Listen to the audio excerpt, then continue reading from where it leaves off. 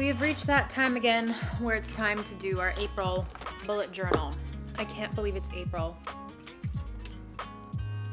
But honestly, I can, because March was so long. It felt like it was so long. But I love doing my monthly bullet journal. Let's pick out some springy colors.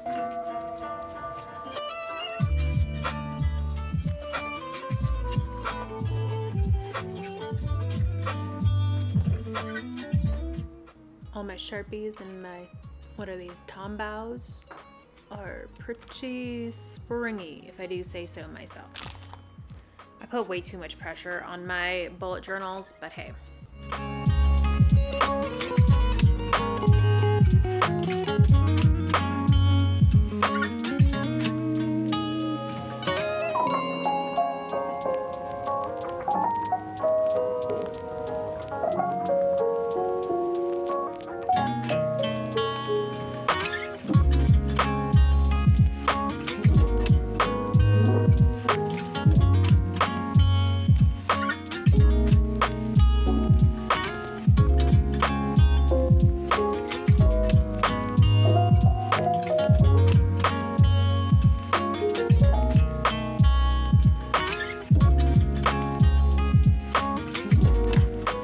I started doing this last year in my bullet journal, having a couple of pages for a picture a month, just of something that is notable, I guess, that happened that month. So, I mean, January 1st, it's our friends and us on New Year's Eve, and then this is me with the heart-shaped pizza that we made for Valentine's Day.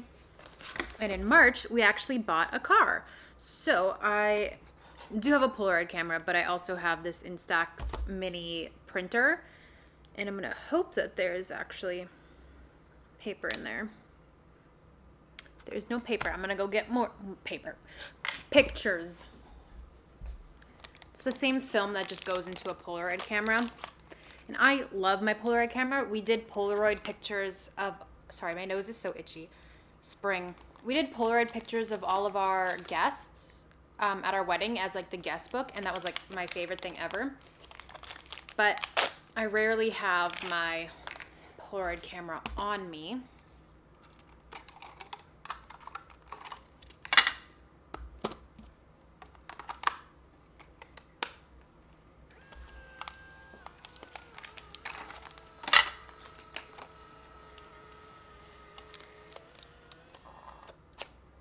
Cool. Now I'm gonna just print this.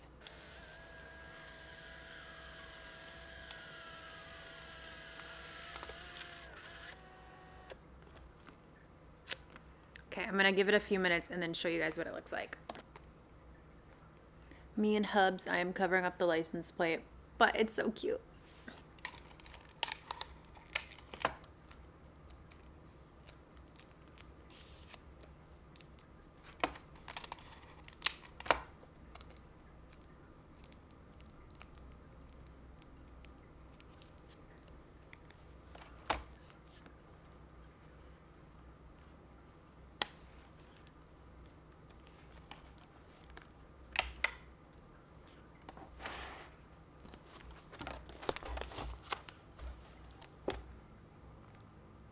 I am like so ahead of my reading goal for March, and by so ahead, I mean like one book ahead.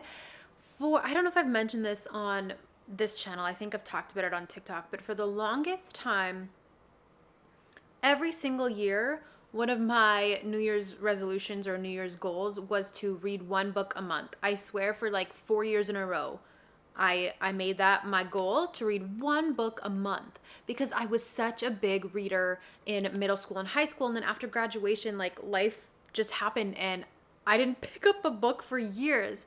And so I had this goal, one book a month, for literally 4 years in a row. And within those 4 years, I read one book. At the beginning of 2020, when lockdown started happening, I was like, great, I'm gonna have so much extra time. I ordered the first Harry Potter book because I'd never read them. Took me through 3 years to finish that book. And I do not care to read the rest of the series. I'm over it. But like, that's so crazy, because in June no, yeah, in June, July of last year, I started reading again. And since then, I've consistently read like 2 to 3 books, 2 to 3 books a month. And then in like December, ooh, maybe a little bit before, maybe November, I started reading like 4 books a month. So like 1 book a week. So proud of myself. There are like 4 days left of March, and I'm on my 5th book. I could not wait to devour this book. This was so high on my TBR that actually I bought this several weeks ago, and then I think probably, you know what? It was actually March 1st. It was the day we went and got our new car. I picked this up because it was so high on my TBR, and then since then I bought like several other books. Since then I bought several other books that I have read before this because I don't know, my expectations were and are so high for this book. I heard so much about it. They describe it as Knives Out meets Clue and Agatha Christie, and like top 1 favorite genre. Like, love it. So I kept putting it off because I was scared to read it, but I started it 2 days ago. I'm a little more than halfway done, so I should finish it before April, though we are going into Easter, so that makes me a little bit nervous, but I should have enough time. I'm going to try and read at least 50 more pages today, and then I'll only have 150 pages left, so that's pretty good, though I am absolutely loving it so far. If I can finish this book before this video has to go up, I'll do like a March reading recap. So if not, that'll be a separate video, but I am obsessed so far, loving it, 10 out of 10. But then again, I'm not done it yet, so guess we'll find out. No spoilers, but chapter 26 starts with, I woke up naked. So things are going well for this character. Super well. Okay, so spoiler alert, I did finish my 5th book in March. So let's do a little March reading recap. Starting off with The Perfect Marriage by Jennifer Rose, whatever you want to call it. I'm also a Rose, hey.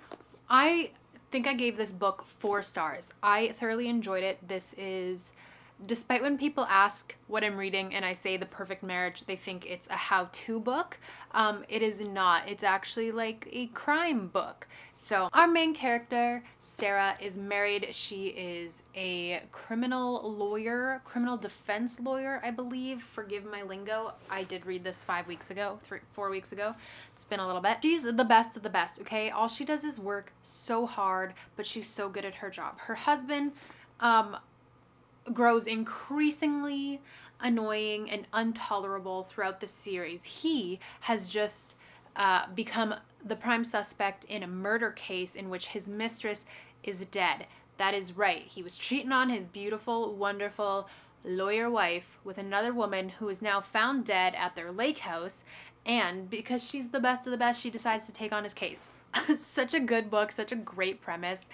Honestly, I love true crime as a genre of podcasts, of television, of movies, of books, of media in general. So I find myself always trying to like think ahead and guess and try and figure things out. But you know what? I'm never smart enough, and that's okay because I'm always surprised and I always have a fun time throughout the whole thing, and it's wonderful. So I gave this, I'm not spoiling, by the way, no spoilers here, but I gave this 4 out of 5. I am very hesitant to give books 5 stars because that would mean that it's perfect, and I don't think that anything is perfect. I think everything can always be better for the most part, so that's why this one got 4 stars, but that is still so incredibly high. This is such a great book. I have pre-ordered her next one. What is it called?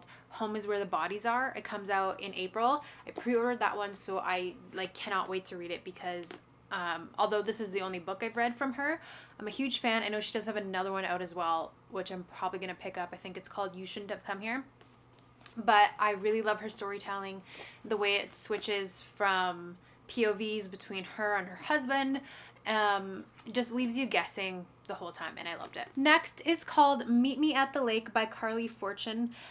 This is what I kind of call like a palate cleanser book, and I don't say that to like diminish the meaning of this book at all or like trivialize it, but it's more of like a light, quick read that I like to read in between like series or in between like heavier kind of subject materials, as you'll see with the next book I'm going to show you guys. But this book was so Canadian, as am I, and I loved it. There was just, I feel like most media is just inherently American, whether it's television or movies or books, music. Like a lot of these things that are like mass produced or like worldwide phenomenons are just inherently American. I don't know why. So to hear like a lot of Canadian lingo and brands, like she talks about No Name chips, which No Name is a huge brand here in Canada. So that was really fun. And like, I don't want to say it like took me out of the story because it didn't, but it was just like a little bit unusual to hear that kind of thing within a book. So I really enjoyed that. This is the story of our two main characters, Fern and Will. They meet in Toronto 10 years ago. They spend 24 hours together. They have this huge connection.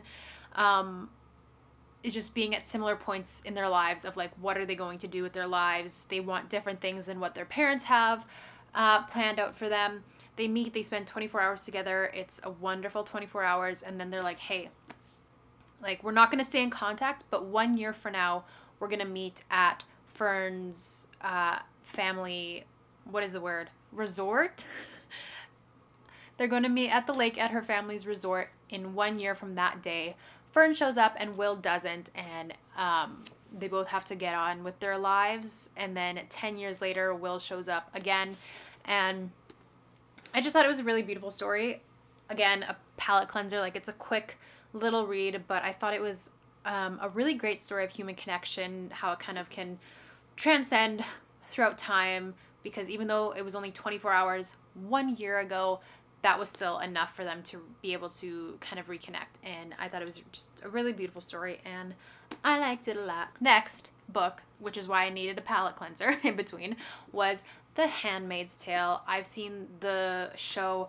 I've probably watched it a couple of times. I think women's rights and just feminism as a whole is such a dear topic to me, and so I always knew it was inevitable I was going to have to read this book. I kind of put it off because I was afraid of the content. With everything that has been happening in the States right now, and like I said, I am Canadian, but I feel like Canada usually follows what America does, so I thought this was pretty topical right now, and I really, really liked it. And if you've seen the show, you know that they give the protagonist the name June, and I loved this. Has a foreword or like a little intro by Margaret Atwood, the author, and she says, you know, a lot of people have come to the conclusion that our narrator, our main character's handmaid's name is June, though it is never said in the book. This is largely from her perspective, and her name is never said. She doesn't want to say her name because that's hers and hers alone. And there was just so much nuance and beautifulness in this story that it was a hard read, but I think it was a really, really good read. It wasn't as intense as the show. I think for obvious reasons, shows need to play up the dramatics. They need to keep viewers engaged. This was a little bit slower of our main protagonist, you know, June, for the sake of arguments, really going through accepting that this is her new life, that the life that she once had with a daughter and a husband, and of course freedom, has been completely stripped away from her. Is she going to completely absolve into this new identity? Is she going to try to hold on to her old identity, as in her name, which is why she never says it? And yeah, I really enjoyed this book, and if you can handle the topics, I think that you should really read this. Also, as somebody who is a devout Christian who loves Jesus Christ with all of my heart, like, for religious people, this is an important read. Yeah, I can't really go into topic unless I'm going to be here for 20 minutes to talk about this. Just ask my husband. I talk his ear off about this so much. But all I will say is the characters in this book, and it's not supposed to be. It's supposed to be religious extremism, but it is not Jesus' heart at all. That's all I'll leave you with. Next, I picked up Tomorrow and Tomorrow and Tomorrow by Gabrielle Zevin. Every time somebody was like, Katie, what are you reading right now? I couldn't explain this. I'm like, oh, it's, you know, because I don't want to talk somebody's ear off for 5 minutes. So I'm like, oh, it's a book about video game developers and development. And again, they think maybe it's like a how-to book, and that's not what it is at all. It's these two characters who meet when they are children in a hospital, and they bond over, there's a video game room, they're playing things like Mario and different games like that. They bond, and then they lose touch, and years later they run into each other again, and they decide to start developing video games together. And this story spans 30 years of friendship. And for myself, who is such a like hardcore romantic, I love romantic stories. I love it when the two people finally get together. Like, spoiler alert, it doesn't happen with our two main characters, but this is a love story about friendship. And again, just the bond that you can create with somebody one time that can be enough to carry you through years and years. But I loved the idea of like, in a video game, it's so easy to start over once you die or once you hit a dead end. Like, it's so easy to start over, but life isn't that way, and you kind of have to live with the choices that you make and where life takes you. You just have to live with it. And honestly, I think that this book might be one of my favorite books ever. It was just so good and breathtaking, and just holds a special place in my heart. Last book, of course, I read was Everybody in My Family Has Killed Someone. I was so overhyped for this book, as I mentioned earlier, that I was scared to be let down. And towards the middle of the book, I was like, okay, this might not be as good as I thought it was. It was getting a little slow. I was like, oh, are we gonna get there? And it took no time at all. Like, that slump was so quick. It was like right back on the track. I finished this literally this morning and just asked my husband.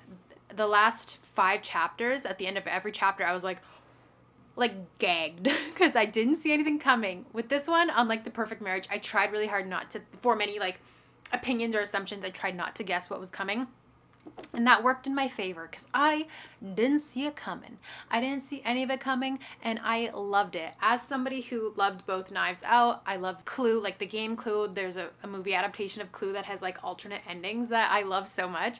I just love whodunit. I love murder mystery. I love, whodunit, classic stories. And this is so good. And the web that it weaved was so interwoven and so complex, and it's just like I could never think of a story like that, and I'm astounded by people who do. So those are the 5 books I read in March. I hope you enjoyed.